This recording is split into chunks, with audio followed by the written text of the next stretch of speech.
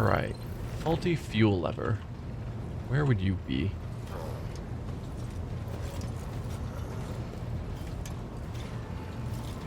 I'm assuming it'll show up when I'm highlighting everything. Or it should be something that has a check on it that I can interact with.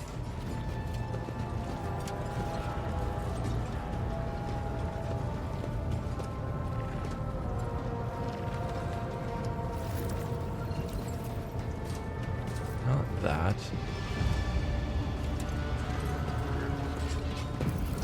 Nothing over here that I see.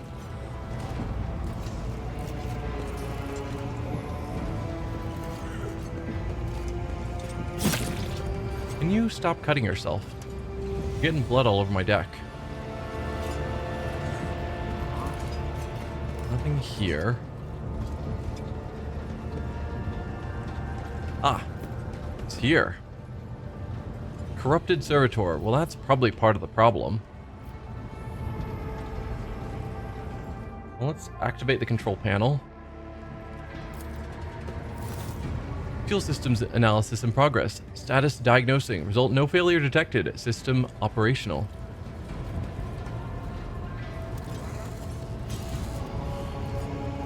I mean, I'm guessing the corrupted servitor is the problem.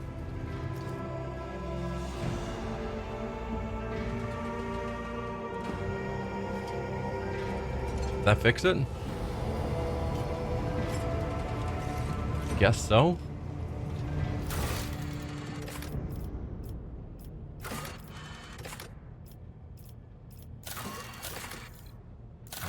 Where? Here. Ship's Vox system is in need of thorough calibration. Meet with the Vox Master on the bridge to discuss the matter. Okay.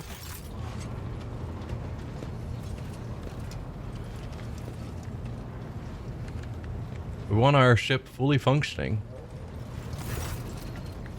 Lord Captain, this ship informed me of our imminent meeting. My personal log states that the ship's Vox system is malfunctioning. Can you explain? Lord Captain, the Vox Master is caught off guard by your question. It takes her a moment to find her words. The Vox system is functioning as expected, and no communication problems have been reported by any of the crew. Please allow me to check the system's calibration settings in your presence to alleviate any concerns you may have about its performance.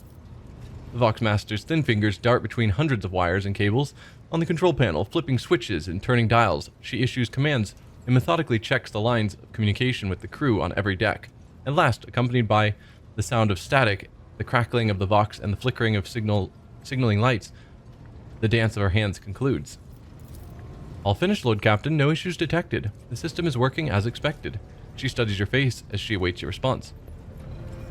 Thank you for your service, Mistress Toloman. Lord Captain. She offers an unusually deep bow, likely using it to mask her confusion.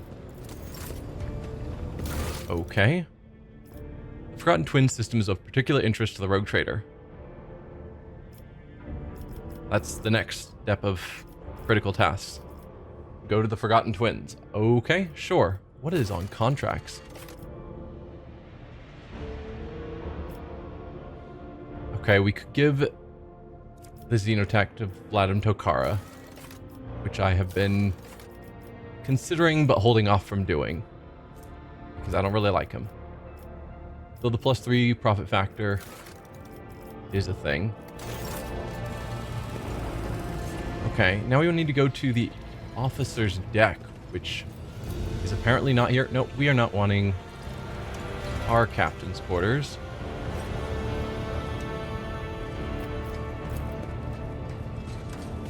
Let's see if we can figure out how to do this ritual. Officer's deck, which is different than where we are. Okay.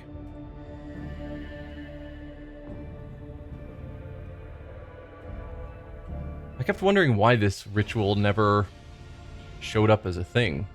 Apparently I had to go to a specific location.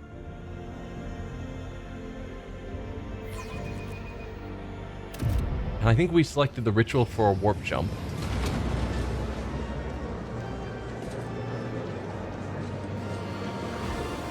Maybe? Although this is very different than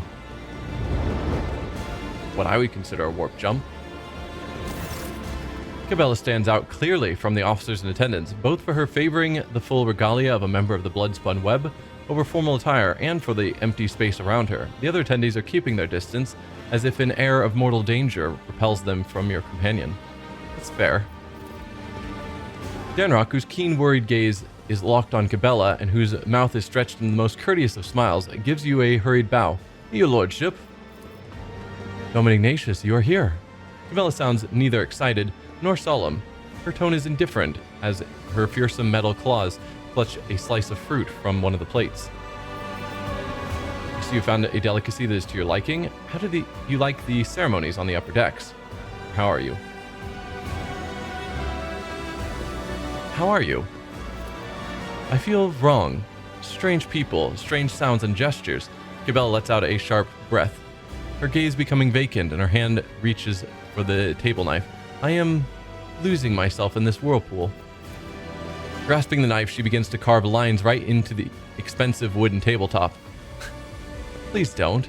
A nervous murmur runs through the crowd. Their tense gazes are locked onto the harmless-looking, barely sharpened metal utensil in the hands of the cultist of the blood-spun web. Give Danark a pointed look. Coercion. Look at the other attendees. Could it be that someone here finds the conduct of the Lord Captain's guest disturbing? Persuasion. So we have 100% chance on either of those. Smile at Kibellah. I see you've already mastered the art of commanding attention. You seem to be quite in your element. We'll just watch in silence.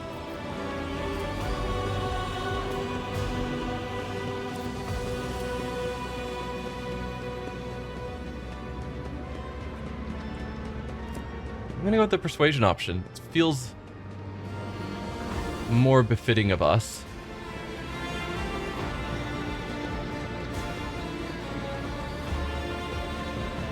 Yeah, that's kind of insulting all of the nobles around and the guests, which I don't want to do.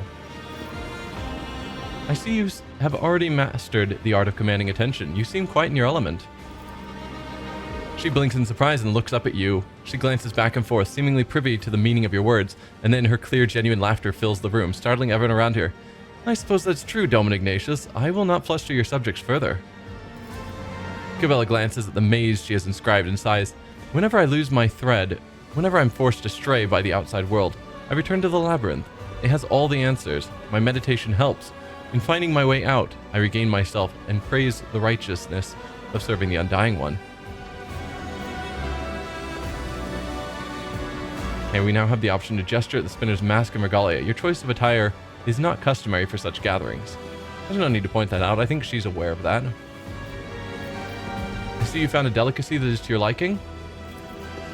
She smiles. Food like this is impossible to come by in the lower bays. I do not know what this is, but it tastes incredible. Juice is dripping down her fingers and hand. It seems she is the only one here who has not lost her appetite. The officers' faces have turned into pale, alarmed masks, and none of them is in a hurry to enjoy the feast. How do you like the ceremonies on the upper decks? I am attempting to peer through the florid shell to the core, yet it continues to elude me. Kibellah looks you in the eye. What is the purpose of this ritual, Dom Ignatius? Explain it to me. Camaraderie. Spending all your days in toil can be dreary. Gratitude. My crew is willing to give their lives for the dynasty, and this is my way of praising their service. Or power. These people came at the snap of my fingers. They look at me, hang upon every word and gesture, hoping against hope that I might grace them with a smile or a glance. Gratitude, I would say. My crew is willing to lay their lives for the dynasty, and this is my way of praising their service. Does one merit gratitude for doing what their duty demands? Would these people act differently without your show of appreciation? I hope that is not the case. I am too conspicuous beside the rest of your servants. Kibellah looks at the other guests and they quickly avert their eyes. A fitting mask, that is what is required for a ritual like this. I came unprepared. It will not happen again. Your choice of attire is not customary for such gatherings. I'm not gonna say that the gathering was a terrible mistake. Just, okay, your choice of attire is not customary for such gatherings. Kibellah looks at you with mild confusion. My appearance tells those around me who I am. Everyone here is wearing a mask for their respective thread. Is this not a requirement for your rituals? She glances at the opulent room. the dazzling decor, and the handsomely dressed officers. Alright, I guess all we can say is I sense that this gathering was a terrible mistake. Denark sighs heavily and looks down. Why? You have looked behind the curtain at my existence, and now I have looked at yours. Kibellah stares at you intently. I do not think that we have heard all the words that should have been spoken here today. Is it because you do not wish to say them in front of witnesses? I grow weary of the crowd. Take a walk with me, or it's high time that this dull evening was over and done with. We should return to our duties. I grow weary of the crowd. Take a walk with me. Yeah, we can continue our conversation elsewhere. Kibellah avoids your gaze as the two of you walk away from the other guests. She seems calm, but the slight tremble running down her right hand betrays her agitation. Once you are alone, she looks straight at you. I have discerned what you are doing here, and I know that your calling it a ritual was a ruse. True rituals are constant, immutable, like the cycles of the cooling machines in the ship's bowels, or the shifts of the bay's servants. This was spontaneous, something you prepared just for me, and then you stayed at my side the entire time. Now here you are, granting me yet another request. Why is that? What do you mean, why? You are my instrument, my blade, one that I intend to maintain. You are my comrade. I cannot simply dismiss you and your wishes. I've come to value your company, or I wanted to show you that there are other things in life besides service and duty.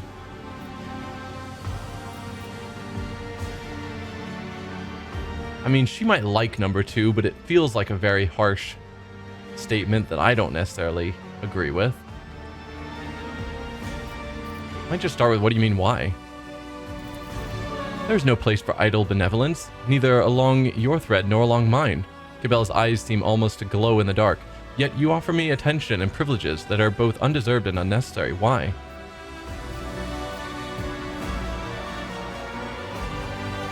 You're my comrade. I mean, the idea of I can't dismiss you or your wishes, it doesn't seem like this is her wishes. And I don't think she would approve of there are other things in life besides service and duty. So I think I'm just going to go with I have come to value your company. Her eyes widen slightly. So that's how it is, Domin Ignatius. She suddenly looks away, a smile touches her lips. When you asked me if I wanted to look at the rituals of your world, I was not entirely candid with my answer. Yes, to see the Domin's world is a priceless gift, but what I truly wished to see was to see it with you. She gives you a searching look, narrowing her eyes. What do you think, Domin Ignatius? Has your blade failed you? Step closer. That sounds promising. What sounds promising? I don't understand what that even means.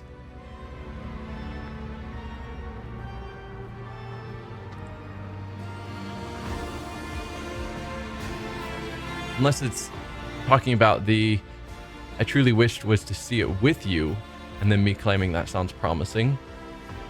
It's an odd phrase. This is the first time this is flirting. It seems that way. And since we've already failed Cassia's romance, maybe I could romance Kibellah? As odd as she is. This is the first time you have been honest with me about your desires. To see your sincerity, that is the truly priceless gift here. Lean closer to Kibellah. Never regret an action that has given you what you want. You and I are here alone. What does one little lie matter? She might not like that. I have no use for a blade that tries to deceive me and toy with me. Remember that.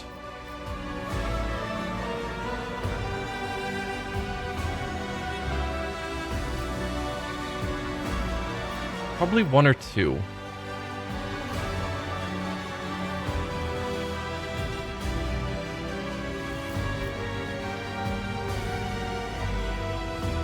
I'll just go with option one.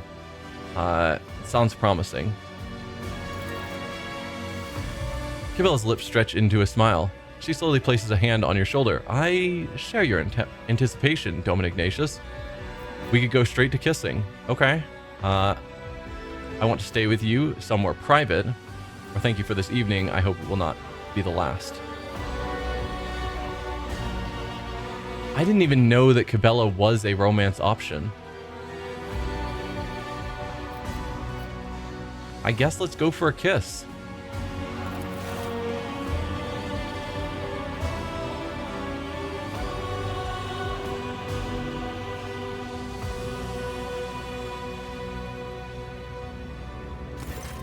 Kibellah reciprocates, hesitantly at first, then passionately. Her lips are warm and soft, surprisingly so for someone seemingly woven from muscle and unyielding will.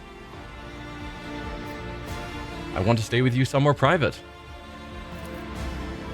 Then take me there, Ignatius. You can barely hear Kibellah's voice as she speaks your name plainly for the first time. Guess we're doing Kibellah's romance. She is very dogmatic, so I guess it's fair.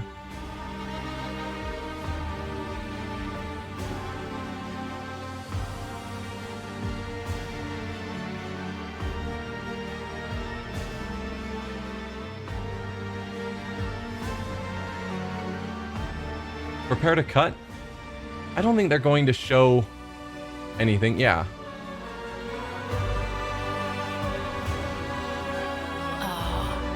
Different in intimacy from what I expected. I'm discovering new sides to you. Kibellah draws a finger across her pale skin, tracing a long fluid line from the curve of her hip to the sharp ridge of her clavicle. Through the pattern of ritual wounds and battle scars, we have gained knowledge of one another, Ignatius. Through the revelations of the flesh, we have spun a stronger spiritual bond between us. Do you feel it? We've certainly become closer. This pleases me. I do not want to speak of souls. I simply want to enjoy you and your company. I am not certain there will be a second time. That won't affect our relationship, will it? Did you enjoy the evening? I did not know physical intimacy held any interest for spinners. I must attend to other matters. I mean, I didn't know that, but... because they seem very focused on just their duty. We've certainly become closer. This pleases me.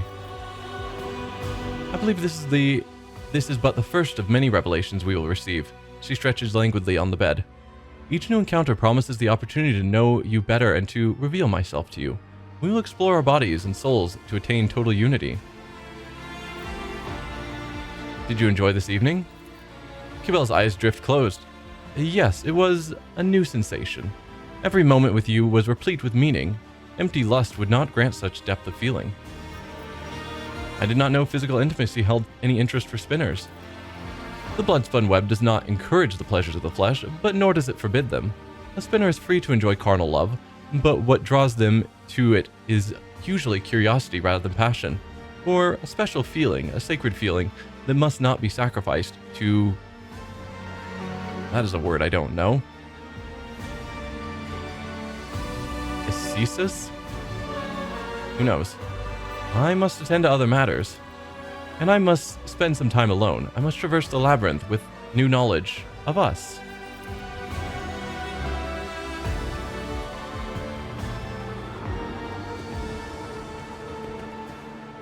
Okay, apparently we've started a romance with Kibellah.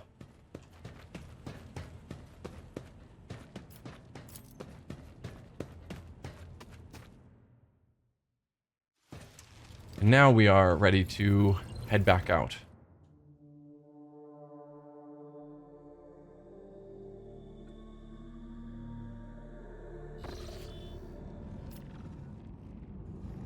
Do I want to go to Footfall?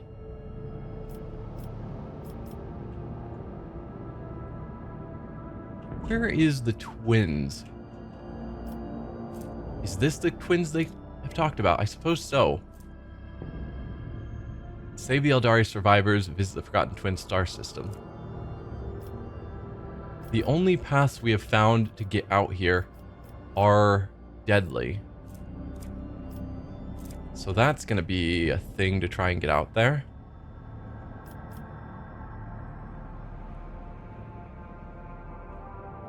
Alright. We can't go straight there. So... I guess let's go back to here. It's currently unsafe. I'm fine with unsafe travel. What do we have here that we haven't finished in Omicron? Eye of the Magnetic Storm. Right, we needed better aspects. So let's warp travel there. The tranquility of the warp jump was disturbed by reports of frightening sounds and visions that descended upon the crew. Hundreds of people reported knocking and screaming behind the bulkheads of the void vessel, the sounds of nails scratching against the hull and the elongated Eldari-like shadows thrashing along the long passageways.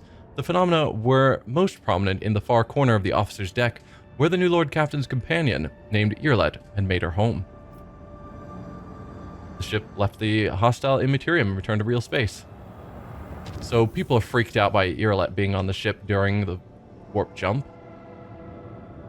We could do 2 more unsafe jumps or a dangerous jump, just to get all the way there. I think we'll take a dangerous jump but make it unsafe.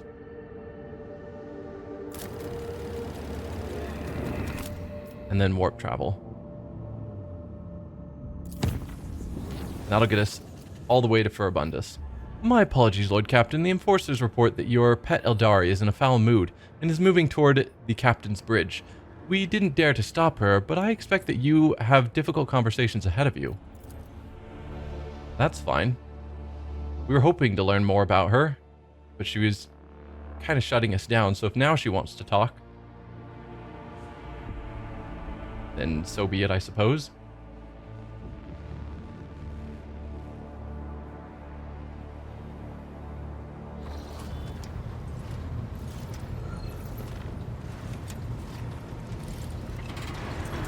Also, having people refer to her as our pet Eldari. Please spare me a brief moment of your time, Elantak. Irlet quietly appears beside the throne, exhaustion and anger set upon her brow. Asurion knows that I do not care about the curious glances of Monkey. I grew inured to them back in the blossoming gardens of the Lilithon. They curse me from afar. They follow my every move. They ward themselves against me. Let them. After all, what can be done with such weak-minded, primitive creatures?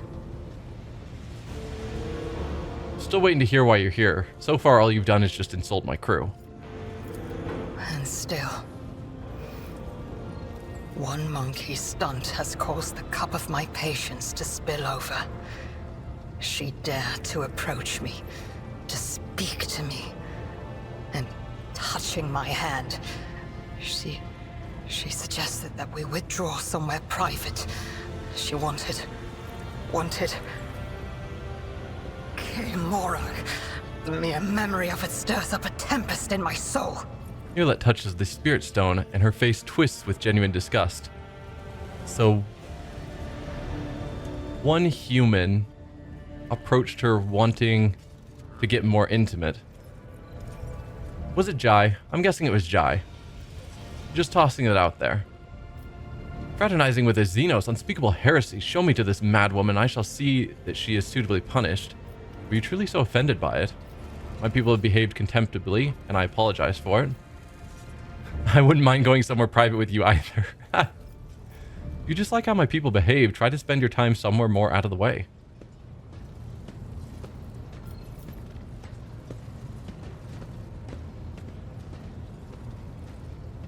I'm gonna go with option 3. My people behaved contemptibly, and I apologize for it. I accept your words, Elantak. And still... Irlet tilts her head to the side as if she cannot believe what she has just heard, and looks intently into your eyes.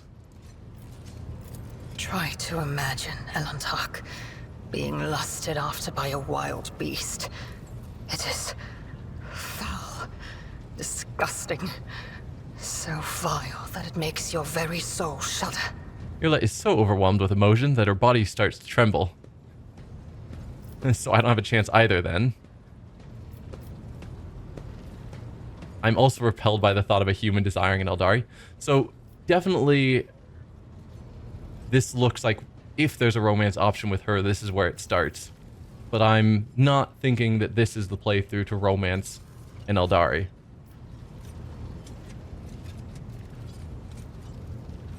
I understand this incident was unpleasant for you, but it does not mean that all humans are animals. You are an exotic animal to my people. Get used to it if you want to continue traveling on my ship. For you, I am willing to become a wild animal or a docile pet.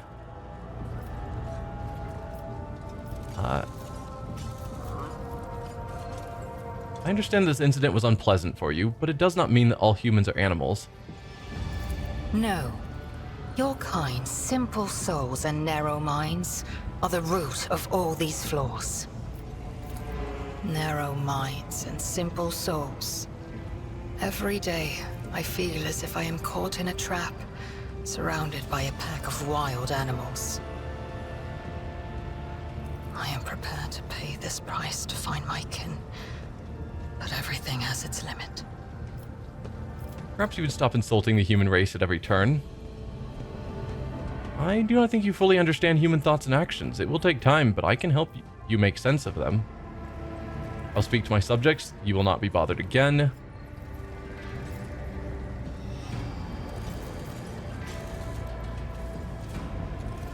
Yeah, I'm gonna go with 2, actually. I do not think you fully understand human thoughts and actions.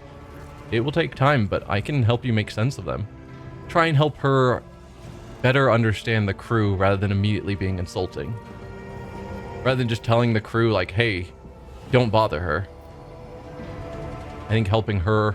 I mean, both are probably good, but also helping her understand the crew better should make interacting with the crew less repulsive to her. I have walked the path of awakening, Elantark, and learned to see that which is hidden and hear that which is unspoken. When I found myself on the Lilithon, I watched your kind long enough to understand the true nature of Monkey. I do not think you can tell me anything I do not already know. Nevertheless, I will not protest. Conversations with you are the only thing on this ship that can ease my solitude. Casting a fleeting gaze at the officers on the bridge, she lets out a weary sigh. You are a xenos, a strange and unknown creature, and humans strive to understand the unknown, for the unknown is the most frightening thing of all. Or sometimes we struggle to understand the motives behind our own actions. No, I think I like the first one. Humans strive to understand the unknown. Had any of them wished to understand my nature, they would have already run away in fear from one who walks the path of the outcast. But they are just trying to provoke me, hurt me. No. Monkey are driven by their instincts. To survive, to breed, to ensure the preservation of their species and the annihilation of those who threaten them. It is neither good nor bad. It simply is. Sometimes we struggle to understand the motives behind our own actions. It was emotions that once brought down my kind, Elantark, toppling us from our pedestal as rulers of the galaxy. Indulging your weaknesses or whims does not make your species any more attractive. Fair. All humans are different. My people's interest in you was not intended to be an insult. Elantark, please understand that I do not find Monkey attractive. The mere thought of being intimate with one of your kind... Mirlet breathes out heavily, trying to maintain her composure. Our conversation has only proved my point, Elantark. That Monkey and the children of Azurian are as different as night and day. Eldari do not simply see the world differently. They see more than any monkey can ever comprehend. Her slender fingers make a gesture as if she is untwisting an invisible thread. I don't think that's true. Eldari see more than any monkey ever can. The claim that all Eldari see more than any single monkey ever could, or any monkey could ever comprehend. Like, those are extremes. The least observant or caring Eldari is surely less knowledgeable than the most knowledgeable, comprehending human. For instance, the God Emperor probably is above many Eldari. though he is obviously on a different level than other humans. And what do you see in the world around us that I do not? The Eldari are such arrogant creatures. No, what do you see in this world around us that I do not? What do I see? Your words ring with the desire to know the soul of another. But will you be able to comprehend my answer? Irlit gives you a thoughtful look. I will need time to put the entire truth of this world into the meager language to which your ears are accustomed. When I find my answer, I will pay you a visit. After thinking for a moment, she nods. Okay. Well, I'm cool with her coming back and talking to me about it. I still do think that it was Jai. Jai seems extremely flirtatious and also has an interest in Xenos. So, yeah. Okay, we are now in the Furibundus system.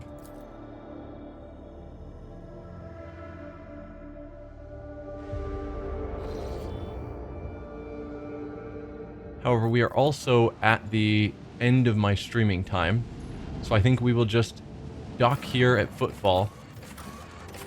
And then next time we will head into Footfall and try and deal with the various things that are here. So reporting in that we got the food, if we need to report in, going down into the Shadow Quarters, hopefully that'll be available now, where we found the next of the secrets that we were finding secret caches for. The next one is supposed to be in the Shadow Quarter, as well as looking into the supposed disease that caused the quarantine. But yeah, that'll be for next time. Thanks for being here and watching, and I'll see you then. Bye.